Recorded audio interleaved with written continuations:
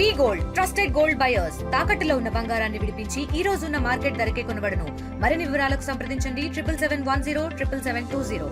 Siddharth engineering కాలేజ్లో ఒక student బలవన్మరణానికి పాల్పడ్డాడు. సాయి తేజ అన్న వ్యక్తి కూడా ఫ్యాన్కు ఉరి వేసుకొని హాస్టల్లో బలవన్మరణానికి పాల్పడ్డాడు. సెల్ఫీ వీడియో దాదాపు 30 సెకండ్ల వరకు ఆ సెల్ఫీ వీడియోని రిలీజ్ చేసి నన్ను స్టూడెంట్స్ అందరూ ఎవరైతే సీనియర్స్ ఉన్నారో వేధింపులకి గురి చేస్తున్నారు, చాలా ఇబ్బంది పెడుతున్నారంటూ కూడా ఆ సెల్ఫీ వీడియో రిలీజ్ చేసి ఫ్యాన్కు ఉరి వేసుకొని చనిపోయారు. వాళ్ళ కుటుంబ సభ్యులు వాళ్ళ తండ్రి ఉన్నారు. నమస్తే, అసలు ఏం జరిగింది? సాయి తేజ ఎందుకు చనిపోవాల్సి వచ్చింది? ఆ సెల్ఫీ వీడియోలో ఏముంది? మేడం, సెల్ఫీ వీడియోలో మా బాబు ఏమంటుండే, నాకు సీనియర్ చింటూ బాబు అనే గ్యాంగు నాకు కొడుతున్నారు, నాకు కొట్టారు, కొట్టిన తర్వాత నేను చచ్చిపోతున్నా అని చెప్పాను.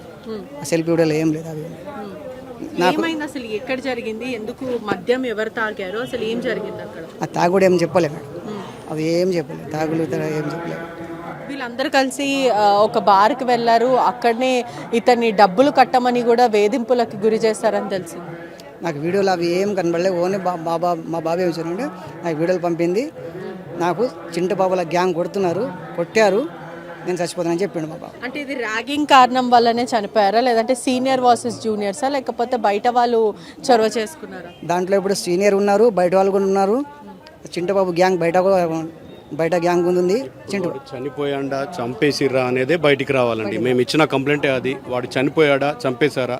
ఆదిలాబాద్ డిస్టిక్ ఎక్కడో మారుమూల గ్రామం అది. అక్కడ నుంచి మా ఎస్టీ వాళ్ళు ఇక్కడికి వచ్చి హైదరాబాద్కి వచ్చి చదువుకోవాలంటేనే పిల్లలు భయపడతారు. అలాంటిది వాడు హాస్టల్లో ఉండి భయపడుకుంటూనే హాస్టల్లో ఉండి వాని చుట్టూ ఉన్నోళ్ళు ర్యాగింగ్ చేసి వాని ఏదో బార్కి తీసుకెళ్ళి తాగిపిచ్చి తినిపించి ఇదో చేసి డబ్బులన్నీ నువ్వు కట్టుకోవాలంటే వాళ్ళతో మాట్లాడడానికి అక్కడెక్కడో మారుమూల గ్రామం నుంచి ఇక్కడ వచ్చి చదువుకున్నాడంటే భయంతో చదువుకుంటాడు. అలాంటి ఏం చేశారు, వాంటెళ్ళి చంపేశారా, వాడు ఊరేసుకొని చచ్చాడా అనేదే తేల్చాలనేదే మేము కంప్లైంట్ చేయడానికి పోలీస్ స్టేషన్లో ఇప్పుడు అదే తేల్చాలి. మేము అందరినీ అరెస్ట్ చేస్తాము. త్వరలో అసలు ఏం జరిగినది కనుక్కొని బయట పెడతాము. యాజమాన్యం ఏం చెప్తుందంటే ఖచ్చితంగా ఇది కాలేజ్ వాళ్ళు బయట జరిగినా కూడా కాలేజ్ పిల్లలే ఇన్వాల్వ్ ఉంటారు కాబట్టి ఖచ్చితంగా బాధ్యత వహించారు. దాంట్లో కాలేజీ వాళ్ళు ఏమంటున్నారంటే మా కాలేజీ వాళ్ళు ప్లస్ బయట వాళ్ళు కూడా ఉన్నారనేదే వాళ్ళు చెప్తున్నారు. యాజమాన్యం ఏం చెప్తుందంటే దీంట్లో మా కాలేజ్ పిల్లలు 2-3 ఉన్నారండి, బయట వాళ్ళ పిల్లలు కూడా ఉన్నారు. ఇది అందరు కలిసి ఏదో ఒకటి చేశారండి. అబ్బాయికి అయితే రూమ్లో తీసుకెళ్ళి వాడు ఊరేసుకునే అంత ఇదైతే లేడు. వాన్నైతే మరి చంపేశారా ఏం చేశారా అనేది పోలీసు వాళ్ళు అదే బయట పెట్టాలనేది మా డిమాండ్. అది బయటకు వచ్చేదాకా మేమైతే ఇక్కడ నుంచి అయితే వెళ్ళాం. అదే ముందే చివరిసారి ఎప్పుడు మాట్లాడారు? లాస్ట్ కాల్ మీ కొడుకు ఎప్పుడు 5:30కి. అప్పుడు ఎక్కడ ఉండే? అప్పుడు నాకు పైసలు పంపని చెప్పిండు. ఎంత పంపమన్నారు? 1500. ఓకే, 1500 కొట్టేసిన. అడిగాలి మీరు ఎందుకు ఏంటి అని? దేనికని అడిగిన, ఎమర్జెన్సీ అని చెప్పిండు. కామన్ బాబు కాబట్టి కొట్టేసిన, రెగ్యులర్ ఎప్పుడైనా కొడతా కాబట్టి ఇచ్చేసిన అన్నాడు. దానికి ఎక్కడికి వెళ్తున్నాం ఇట్లా ఏం చెప్పలేడు, బయటకి అవి ఏం చెప్పలేడు. ప్రస్తుతం మీ డిమాండ్స్ ఏంటి? నా డిమాండ్స్ నాకు ఏముంది అది కావాలి. అసలు బాబు మర్డర్ రాసి 2 కొడుకులు.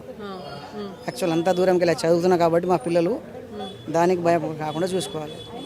ఏం జరిగింది అసలు, ఎందుకు యువకుడు చనిపోవాల్సి వచ్చింది? అదే ఒక స్టూడెంట్ అయి యువకుడు అండి. ఇప్పుడు ఫ్రెండ్స్ ఉంటారు, పిల్లలు చదువుకునే టైంలో ఏదో చిన్నగా వాళ్ళ పార్టీ అంటే పెద్ద పార్టీ ఏం కాదు వాళ్ళది. అందరు కలిసినారు, పిల్లలు కలిసినారు. అయితే పార్టీ అని వెళ్ళిండ్రంట. అక్కడ ఈ అబ్బాయిని ఒక్కడనే పట్టుకొని ఇంత బిల్ అయింది, నువ్వు కట్టాలి, 10,000 కట్టాలి అని చెప్పేసి టార్చర్ పెట్టిరట. టార్చర్ పెడితే 10,000 నేను ఎక్కడ చేయాలి, నేను కూలీ చేసుకునే మనిషిని, నేను ఎక్కడి నుంచి తీసుకోవాలంటే లేదు నువ్వు ఇవ్వాల్సిందే అని చెప్పేసి టార్చర్ పెట్టి మరి ఆయనను బాగా బలవంతం చేసిందట. తండ్రి కూలీ పని చేస్తాడు. నార్నూర్ మండలం అయినది, ఆదిలాబాద్ డిస్టిక్. అయితే ఇక్కడ ఇంజనీరింగ్ వస్తే చదువు కోసం అని పంపించేస్తే ఇవాళ ర్యాగింగ్ పేరుతో ర్యాగింగ్ చేసి ఆ అబ్బాయిని నువ్వు ఇవ్వాల్సిందే అని చెప్పేసి ఒక్కొండే లాక్కెళ్ళి తాగిపించి ఆయనను బాగా హింసించి ఇవాళ ఆయన ఆత్మహత్య చేసుకున్నాడు అని అంటున్నారు. కానీ ఆత్మహత్య కాదండి అది. ఎందుకంటే ఆత్మహత్య ఒకటి హ్యాంగింగ్ కనబడింది. మేము వచ్చేదాకా అక్కడ డెడ్ బాడీ ఆపలేదు, మేము చూసేదాకా డెడ్ బాడీ అక్కడ లేదు, హాస్పిటల్కు వెళ్ళిపోయింది.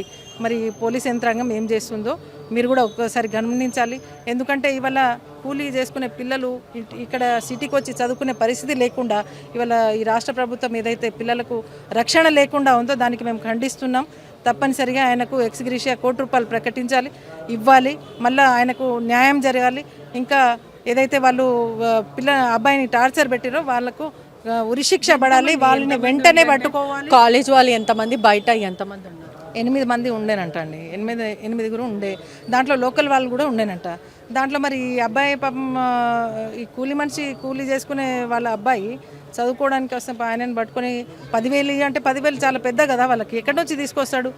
అయినా 2,500 ఎవరితోనో ఫోన్పే కొట్టించిండట.